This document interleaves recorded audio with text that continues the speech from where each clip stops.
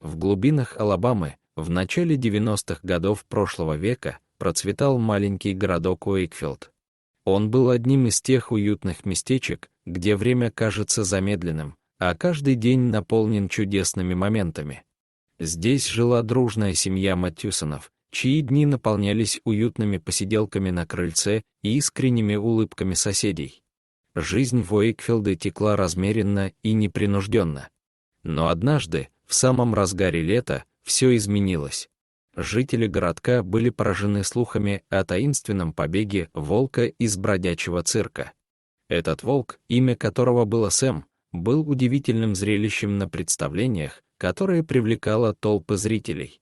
Жители говорили, что его глаза, как звезды ночного неба, сверкали загадочным светом, притягивая к себе сердца зрителей.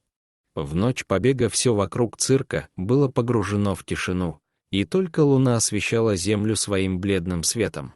Внутри цирка тоже было тихо, и волк почувствовал, что это его шанс сбросить оковы заточения.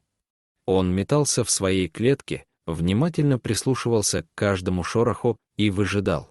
И вот, говорили потом жители Уэйкфилда, живущие рядом с приехавшим цирком, в один момент волк, будто услышав неведомый зов, начал выть, и его вой разрывал душу. Доподлинно неизвестно, благодаря чему волк смог покинуть клетку. Может, человек, отвечающий за еду для зверей, некрепко закрыл дверь в холодную и тесную волчью темницу, а может, сама природа помогла одному из своих сыновей. Однако наутро, когда человек с миской мяса пришел к клетке, волка в ней уже не было. И вот, в утренний час, по городским улочкам разнеслась новость. Волк из цирка сбежал. Такие слова распространялись быстрее, чем огонь на сухой траве. Жители, отряхиваясь от своих снов, поднимались с постелей, ощущая удивление и тревогу одновременно. Все вокруг обсуждали, как именно волку удалось освободиться, куда он мог направиться, и будут ли они в безопасности в своих собственных домах. К счастью, среди тех, кто услышал об этой новости, была семья Маттьюсонов. Джим и Элисон Маттьюсоны, а также их дочь Сара, всегда относились с уважением к животным и любили приключения. Им никогда не нравилась идея содержания животных в неволе, поэтому побег волка Сэма вызвал у них симпатию и желание помочь этому смелому созданию. Сам же волк и не подозревал, как ему повезло сбежать именно в том городке, где жила эта семья. Чуть позже, вечером, Маттьюсоны собирались завершить обыденные дела и отправиться на отдых, однако за окном они услышали странные шорохи. Элисон всегда была внимательна к таким звукам и немедленно поинтересовалась у Джима, что за необычный шорох раздавался за окном. Было решено проверить, что там происходит. Когда они открыли дверь, они увидели волка, стоявшего перед ними. Его глаза молили о помощи, и беглый взгляд выражал смесь усталости и тревоги. Серая шерсть была покрыта пятнами грязи, дыхание было тяжелым от беспокойства. Семья была потрясена и в то же время взволнована этой неожиданной встречей. Они сразу же поняли, что волку нужна помощь, и мгновенно приняли решение приютить его и, несмотря на все риски, уберечь от возможной опасности. Элисон и Джим подошли медленно, словно боясь испугать его. Они протянули Сэму еду и воду, открывая свое доброе сердце. Несмотря на все опасения, волк медленно подошел, принимая их помощь. Маттьюсоны оставили волка жить в своем сарае, где обустроили ему временное убежище. Постелили солому для сна, обеспечили воду и пищу. Сначала Сэму было трудно довериться доброй семье, ведь он привык к жестокости людей из-за своего циркового прошлого. Тем не менее, постепенно он начал расслабляться в их присутствии.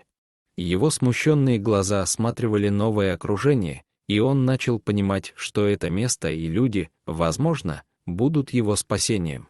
Маттьюсоны приносили ему еду и лекарства, постоянно ухаживали за ним, и, наконец, он начал принимать их заботу. Время шло, и волк постепенно начал проявлять свою благодарность. Однажды он даже позволил им легонько погладить его по голове и спине. Дни превратились в недели, а недели в месяцы. Семья ухаживала за Сэмом, помогая ему восстановиться после долгих лет в неволе. После длительного пребывания в уютном и теплом сарае, волк Сэм медленно пришел в себя под заботливым присмотром семьи Мэтьюсонов. Он вновь стал проявлять признаки своих диких инстинктов, его глаза засверкали свободой и жаждой приключений. Сэм начал чаще озираться в сторону густого леса, словно напоминая себе о своем истинном диком доме. Семья Мэтьюсонов с присущими им любовью и проницательностью стала чувствовать, что настало время отпустить волка обратно в лес, в его родной дом. Так наступил день его возвращения. Семья проводила его вечером, под теплыми лучами уходящего солнца. Сэм шел с уверенностью и гордостью, благодарно оглядываясь, а Мэтьюсоны с улыбкой махала ему вслед. Сэм медленно исчезал в густой листве и мерцающих лучах заката, и его серая фигура словно стала неразличимой в окружающей природе. На этот раз его путь был устремлен туда, откуда он был когда-то украден людьми. Теперь он был свободен и силен. Мэтьюсоны проводили волка долгим грустным взглядом, однако и они были счастливы, что волк, наконец, может вернуться в родную среду. Казалось бы, они попрощались навсегда, но следующей зимой случилось то, чего никто не ожидал. Под небом очередного холодного вечера волк Сэм неожиданно вновь появился возле дома семьи Мэтьюсонов. Его серый мех блестел на фоне белоснежного покрова, а глаза сверкали ярким огнем. Семья с изумлением и радостью открыла дверь, чтобы впустить его.